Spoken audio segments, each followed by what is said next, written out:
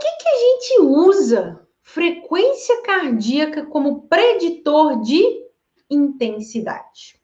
Por quê? Porque a frequência cardíaca, observem esse gráfico que eu coloquei aqui para vocês. Ela tem uma íntima relação com o consumo de oxigênio. Então, a frequência cardíaca, ela tem uma relação linear com o consumo de oxigênio. Por isso que a gente utiliza muito, na prática, a frequência cardíaca como preditor de intensidade. Mas eu digo para vocês o seguinte, se você não usa VO2 máximo, comece a usar, que você vai ver uma diferença nos resultados dos seus alunos. É por isso que eu estou falando tudo isso aqui. Não use somente a frequência cardíaca, use o VO2 máximo também. Porque os dois têm uma íntima relação e isso vai te dar muito mais informações e você vai conseguir trabalhar e manipular as variáveis muito melhor. E aí, o que é, né, o VO2 máximo? VO2 máximo é o quê? Débito cardíaco vezes a diferença arteriovenosa.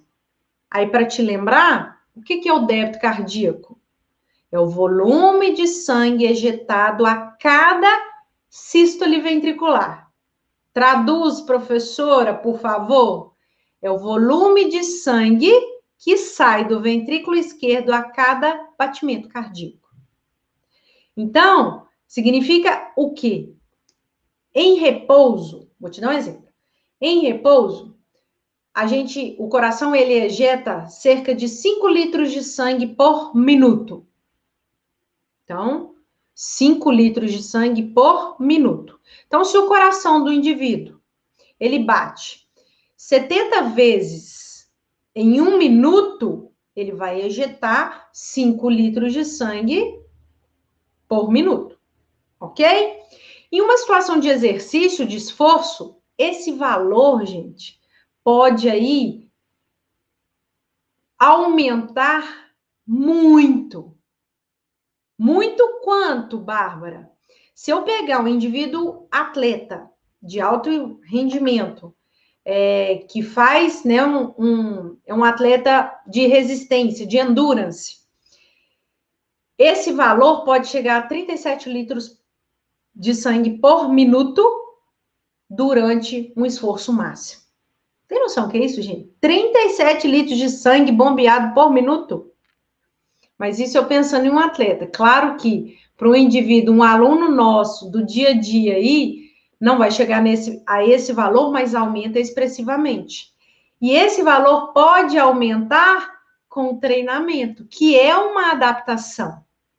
Porque se você ver aqui, faça a leitura, o que é o débito cardíaco? Frequência cardíaca vezes volume sistólico, certo? O que é o volume sistólico? É o volume de sangue ejetado a cada sístole ventricular, ou seja, a cada minuto, certo? E aí, o que acontece? Com o treinamento aeróbio, que é disso que eu tô falando aqui, né? Com o treinamento aeróbio, uma das adaptações, isso você trabalhando com a intensidade correta, uma das adaptações que vai acontecer a longo prazo é redução da frequência cardíaca de repouso. Então, por exemplo, esse indivíduo que tem hoje a frequência cardíaca de repouso de 70 batimentos por minuto, o que vai acontecer com ele daqui 2, 3 meses que ele estiver treinando com você, que você fez um treino aeróbio para ele, tá progredindo ali com volume, intensidade, tá trabalhando direitinho, né, com os princípios do treinamento, tudo bacaninha, certinho, do jeito que tem que ser feito. Aí, daqui 2, 3 meses, você vai reavaliar. Você vai fazer um novo teste com ele, de VO2, para avaliar a frequência cardíaca e o VO2 dele.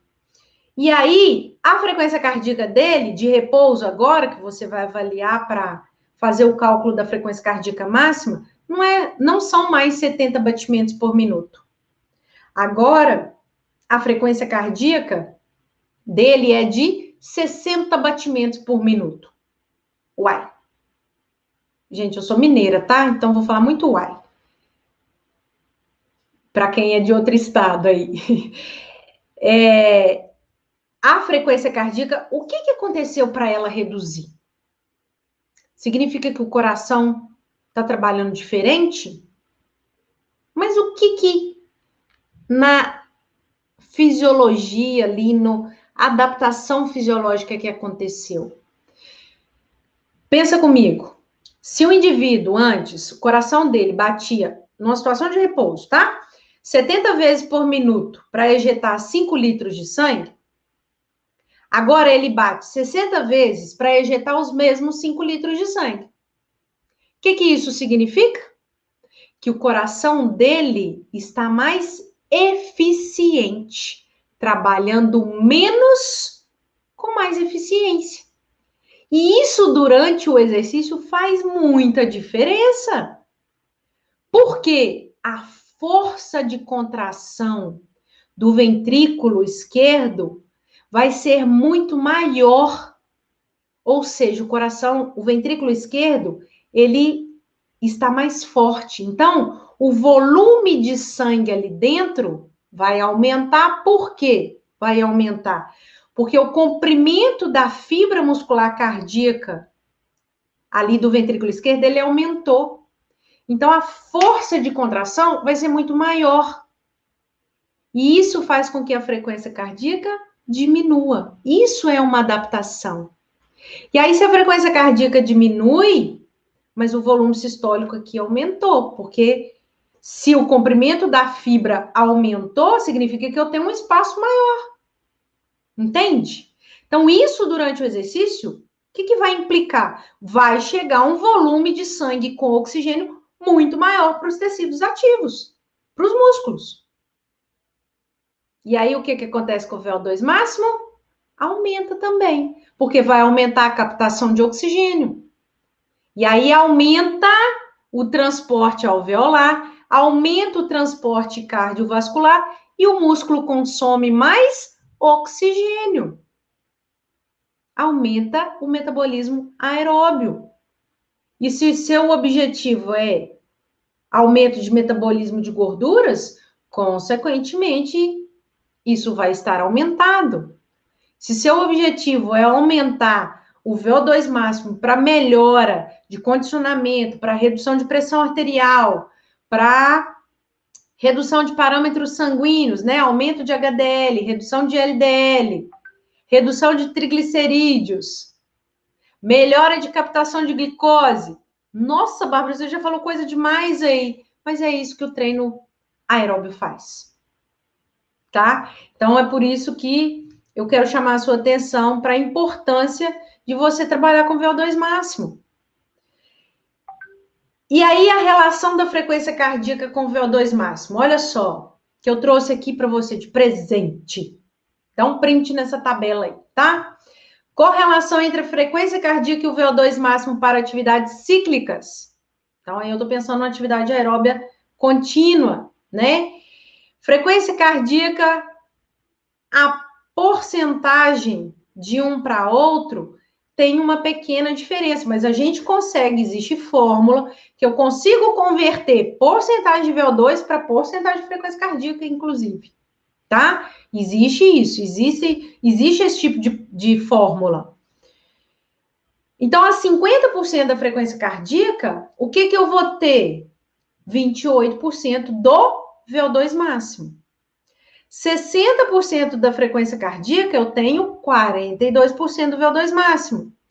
70% da frequência cardíaca, 56% do VO2 máximo. 80% da frequência cardíaca, 70% do VO2 máximo. 90% da frequência cardíaca, 83% do VO2 máximo. 100% é 100%, nos dois, tá?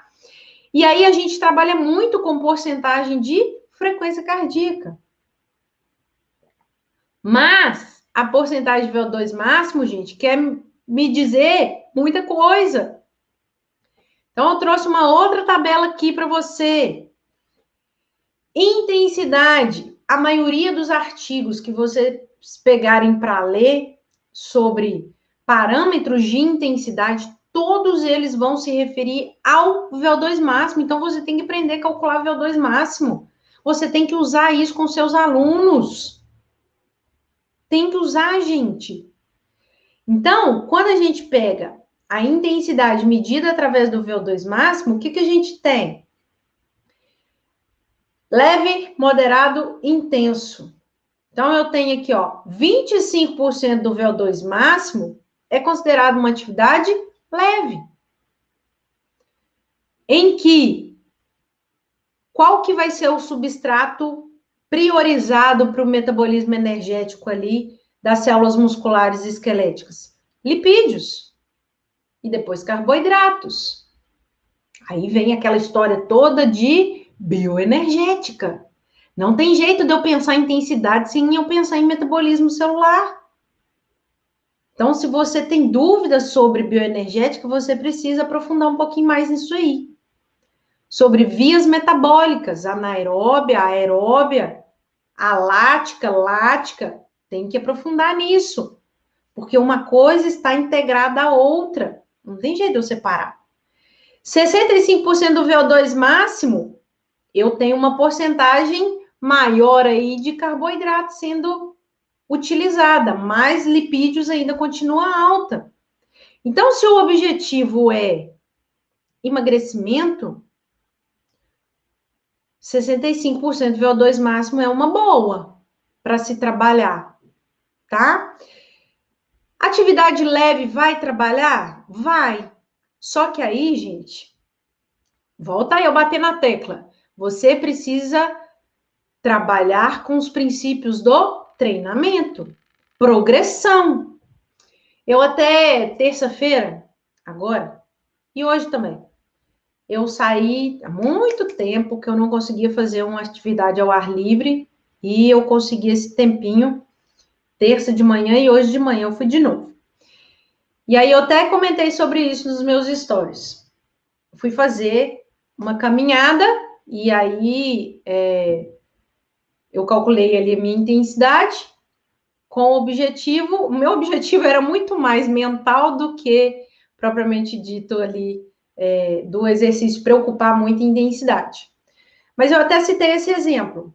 Imagina o seguinte, se eu fiz ali 4 quilômetros em 35 minutos.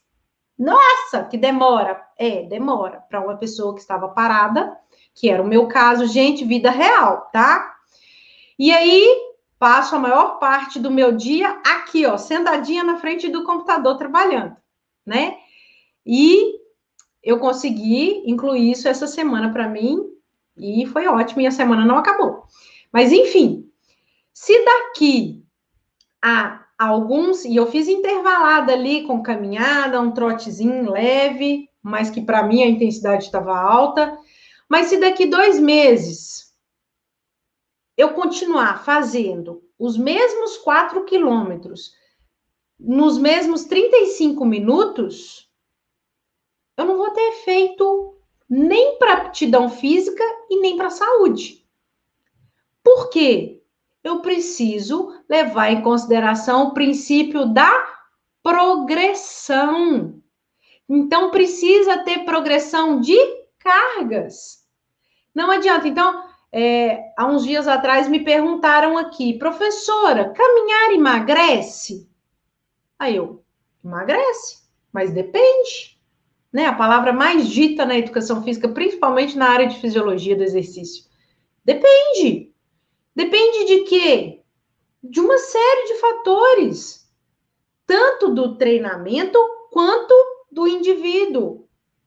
Por quê? Se o indivíduo tem uma composição corporal mais massa magra, consequentemente, o metabolismo dele vai ser mais alto. Então, ele consegue consumir mais energia, consumir mais oxigênio para produzir energia. Isso vai interferir aí no metabolismo de gorduras, né? Um dos fatores, né? Porque a gente sabe, repito 1 milhão de vezes, emagrecimento não é simplesmente perder peso, é muito mais complexo. São vários fatores, vários mecanismos envolvidos. E é uma adaptação a longo prazo, crônica. Não é uma adaptação aguda ali que, com uma sessão de treino, eu fiz essa caminhadinha com trote aí, 2 dias na semana, já perdi tantos quilos de gordura. Não é assim, né, gente? Se fosse fácil, né? A gente tava feito. Não tinha ninguém obeso, não tinha ninguém com problema aí de colesterol elevado, resistência à insulina, não tinha nada disso. Mas, enfim, eu preciso progredir. A mesma coisa aqui. Então, se eu penso na intensidade, eu preciso pensar nessa progressão. E a progressão, ela está incluída o quê? Volume, intensidade, continuidade. Né? Hoje, nas redes sociais, as pessoas falam tanto em... qual que é a palavra? Consistência, né? Dentro do treinamento, isso se chama continuidade. Então, eu preciso dar continuidade a esse treinamento. E aí, isso significa o quê? Não é ficar trocando o treino toda semana, não. Porque o organismo, o corpo, a fisiologia humana, ela precisa gerar adaptação. Tá? E ela tem um tempo para isso. E aí, quando eu trabalho com intensidade mais alta de VO2, acima de 85%, olha só, gente, que interessante. A contribuição maior é de carboidratos do que lipídios. Aí, se eu olhar esse valor aqui isolado, 70% de carboidrato e 30% de lipídio, eu vou falar assim, intensidade alta, então não emagrece. Aí eu te pergunto, como é que é o HIIT? O HIIT, que é um treinamento intervalado de alta intensidade, emagrece? Sabe qual que é a porcentagem de VO2 que ele consegue manter ali? Em torno de 90%. Em 4 minutos. E emagrece. Como que eu explico isso? Aí, por isso que a gente precisa entender esses processos, porque aí eu consigo pensar no que é melhor para o meu aluno, nessa intensidade. E é individual, né, gente? O HIIT, ele é curto tempo, né? Mas a gente tem vários protocolos aí, tem protocolos de 4 minutos, tem protocolo de 10 minutos, protocolo de 15 minutos, depende. Em que eu vou manter a intensidade mais alta ali, né? Aí tem que seguir o protocolo de acordo com o que você escolher. Mas, basicamente, o que? Eu mantendo a intensidade do VO2 mais alta, ou seja, o consumo ali, né? Do VO2 mais alto, consequentemente, o que acontece? Se eu tenho um VO2 mais alto, gente, o metabolismo aeróbio, ele é maior, consequentemente, o gasto calórico na atividade, ele é mais intenso. E pós-treino, eu vou ter um consumo de oxigênio grande ainda, para restaurar o aumento que ocorreu das catecolaminas, né? Adrenalina, noradrenalina, para voltar ali com a frequência respiratória. Então, a intensidade alta no HIIT é vantajosa nesse sentido. Agora, todo mundo pode fazer? Claro que não, gente. Tem que avaliar. Você tem que ver se o seu aluno tem condições de começar com essa intensidade. Se ele não tem, você vai começar com progressão. Leve, moderado, intenso. Se ele já era um indivíduo ativo, você vai avaliar e vai ver qual é a melhor intensidade para ele, tá?